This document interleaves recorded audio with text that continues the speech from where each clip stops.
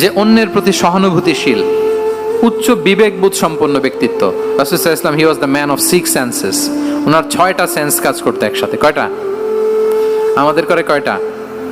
5টা তো আল্লাহ দিছে, অনেকের 3টাও কাজ করে না। কোন দিক দিয়ে কি হচ্ছে দিন দুনিয়ায় নাই, সে একেবারে অন্য জগতের মানুষ। কি হচ্ছে চোখ কান খোলা নাই, কিছু জানা নাই।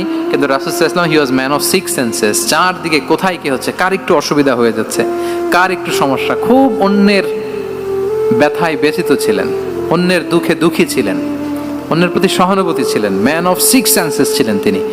সিরাত থেকে দু একটা উদাহরণ দেখেন। একবার রাতের নামাজ, সম্ভবত এশার নামাজ, খুব ছোট্ট করে শেষ করে দিলেন। তো সাহাবারা জিজ্ঞেস করলেন, ইয়া রাসূলুল্লাহ, নামাজ তো এত তাড়াহুড়ো করতে আপনাকে কখনো দেখিনি। তিনি বললেন, আমি নামাজের মাঝখানে এক ছোট্ট বাচ্চার কান্না শুনেছি।